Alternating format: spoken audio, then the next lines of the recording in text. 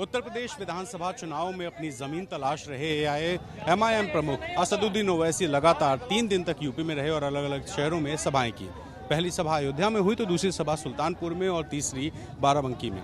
इन तीनों सभाओं में ओवैसी ने लगातार समाजवादी पार्टी, बसपा, बीजेपी और कांग्रेस सभी को टारगेट करने की कोशिश की और ये बताया कि मुसलमानों का कोई नेता नहीं है, ऐसे में मुसलमानों को एकजुट हो जाना चाहिए और ये वक्त है मुसलमान अपना नेता बनाए ताकि यूपी में उनकी आवाज़ सुनी जाए। ओवैसी लगातार मुख्यमंत्री योगी आदित्यनाथ पर, अखिलेश यादव पर, मायावती पर हमले करते नजर आए और उन्होंने कहा कि 60 सालों में मुसलमानों ने सिर्फ वोट दिया, उनके लिए किया कुछ नहीं गया। ऐसे में मुसलमानों को एकजुट होकर यूपी के चुनाव में एमआईएम को मौका देना चाहिए ताकि मुसलमानों की आवाज़ को सदन में रखा जा सके। तो ये ओवैसी की स्ट्रेटजी है, वो कोशिश कर रहे हैं कि उत्तर प्रदेश में अपनी एक राजनीतिक वजूद को बना सकें और इसी वजह से ओवैसी का 3 दिन का दौरा है और आने वाले अगले 5 महीनों तक ओवैसी इसी तरह से यूपी आएंगे और मुसलमानों से अपील करके कहीं ना कहीं बीजेपी से ज़्यादा विपक्ष की परेशानी बढ़ा सकते हैं। मेरे साथ कुछ लोग हैं, इनसे बात करते हैं। सर ये बताइए, ओवैसी उत्तर प्रदेश आए हैं, पहले अपना नाम बता। मेरा नाम ऋषि शर्मा है। ऋषि ये बताइए, ओवैसी यूपी आए हैं और वो कह रहे हैं मुस्लिम सीएम होना चाहिए, आप इससे इत्तेफाक रखते हैं? नहीं, ऐसा कुछ नहीं है, क्योंकि भारत आप जानते ही हैं कि इंडिया में अपना हिंदू मुसलमान ये सब जो राजनीतिक पार्टियां करती हैं वो बहुत ही मतलब गंदे तरीके से होता है। आज तक आप बाराबंकी का कभी भी रिकॉर्ड आप निकाल के देख लीजिए, कभी भी ऐसा नहीं हुआ कि हिंदू और मुसलमानों में दंगा हुआ हो किसी भी चीज़ को लेकर। ओवैसी वोट कटवा लगते हैं क्या कि वो वोट काटने आए? बिल्कुल हो सकता है बिल्कुल। उनके आने से किसको फायदा हो? उनके आने से तो जाहिर सी बात है मुसलमान ही उनके पक्ष में जाएगा। फायदा किसको? मुसलमानों को ही होगा और वोट अगर कटेंगे तो मुसलमानों के ही वोट कटेंगे। कुछ और लोग यहाँ खड़े हैं, इनसे भी बात करते हैं। भैया आप इधर आइए, ये बताइए आपका क्या नाम? मेरा नाम मोहम्मद हफीज़ सलमानी। हफीज़ साहब, ओवैसी साहब यूपी आए हैं और लगातार मुसलमानों को बता रहे हैं कि उनके हक की बात वही कर सकते हैं। ओवैसी सीएम मुसलमान होने की बात कर रहे हैं, आप इत्तेफाक रखते हैं कि मुसलमान सीएम होगा तभी मुसलमानों का भला होगा? ऐसा नहीं है। हिंदुस्तान जो है आपसी भाईचारा मोहब्बत का देश है और हिंदुस्तान में अगर मुसलमानों को कहीं मान और सम्मान मिला है तो एक इंडिया यानी हिंदुस्तान एक ऐसा देश है जहाँ पे मुसलमानों को मान सम्मान मिला है। और मेरे हिसाब से ओवैसी के आने से कोई फ़र्क पड़ने वाला नहीं है, क्योंकि मुसलमान जानता है कि यहाँ हम मिल कर रहेंगे, आपस में भाईचारा बना के रहेंगे तभी बेहतर है। और यह होता रहा है आज़ादी से लेकर आज तक, यहाँ हिंदू मुसलमान एक रहा है और एक रहेगा। उनके आने से फ़ायदा किसको होगा? उनके आने से मेरे ख्याल से सिर्फ फ़ायदा अगर किसी को पहुँचेगा तो वो ओवैसी को ही पहुँचेगा, क्योंकि आप सभी जान रहे हैं, आप हमसे ज़्यादा समझदार हैं, बुद्धिजीवी हैं। ओवैसी साहब अगर कहीं ना कहीं फ़ायदा पहुँचा रहे हैं तो वो बीजेपी को ही पहुँचा रहे हैं, वो और किसी को फ़ायदा पहुँचा नहीं सकते, ना मुस्लिम को फ़ायदा पहुँचा सकते हैं। मुस्लिम को फ़ायदा अगर पहुँचाएगा कोई तो हम सब मिल कर रहेंगे तभी एक दूसरे का फ़ायदा हो सकता है। ये बताइए कि सब कहते हैं ओवैसी बी टीम है बीजेपी की, तो क्या वोट कटवा के तौर पे उनको यहाँ पे देखा जा रहा है? ये बिल्कुल सच है। आज मुसलमानों को तो आप बात करिए, पूछिए, वो कहते हैं कि ये सिर्फ वोट काटने का काम कर रहे हैं। और ये देख लिए, इसी 100 सीटों पे चुनाव लड़ रहे हैं, वो ऐसी सीटों पे चुनाव लड़ रहे हैं जहाँ पे मुस्लिम बाहुल्य क्षेत्र हैं, जहाँ पे सीधा सीधा मालूम है कि मुसलमान को बांटकर वो सीधा सीधा बीजेपी को फ़ायदा पहुँचा रहे हैं। और इसका आप सर्वे कर सकते हैं, ये आपसे बेहतर हम लोग नहीं बता सकते हैं। भैया आपका क्या नाम है? मेरा नाम मोहम्मद वैस। वैसा वही सवाल मैं आपसे पूछूंगा, क्या ओवैसी वोट कटवा हैं?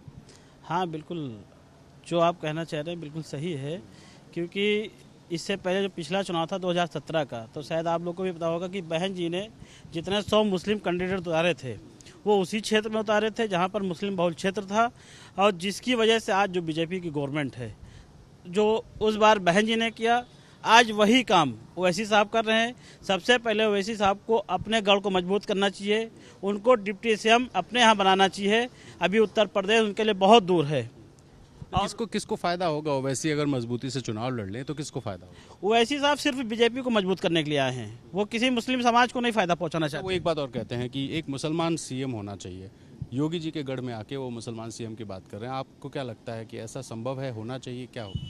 देखिए, मुस्लिम सीएम होना कोई बड़ी बात नहीं होती है, मगर जब ओवैसी साहब जिस चीज़ की मांग कर रहे हैं तो सबसे पहले उनको जो है हैदराबाद में मुस्लिम सीएम बनाना चाहिए। वो चाहे डिप्टी सीएम बनाए, वहाँ पर एक अपना मेयर नहीं बना पाए तो सीएम क्या बना पाएंगे? वो सिर्फ एक छलावा है।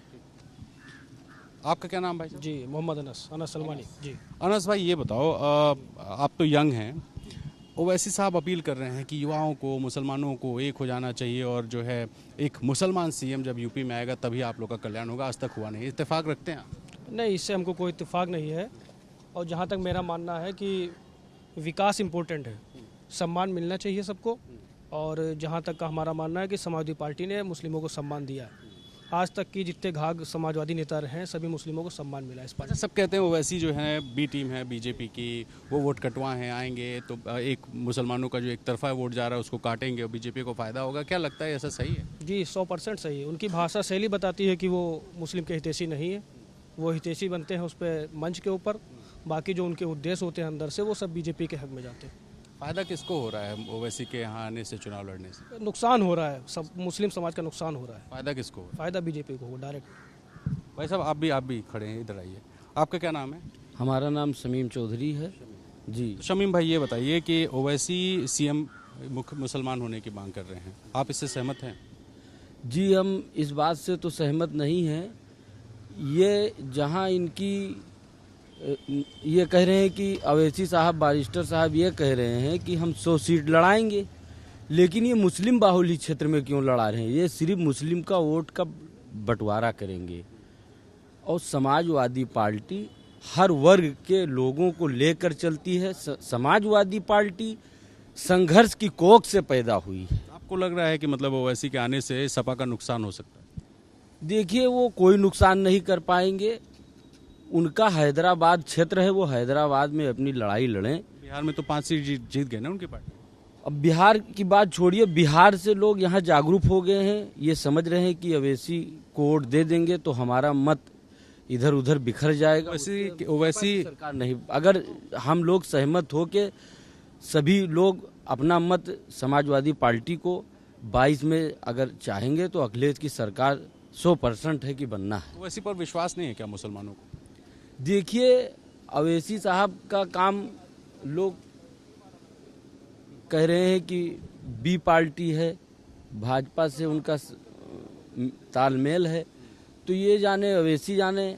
लेकिन हम लोग समाजवादी को पूर्ण बहुमत से 22 में सरकार बनाएंगे।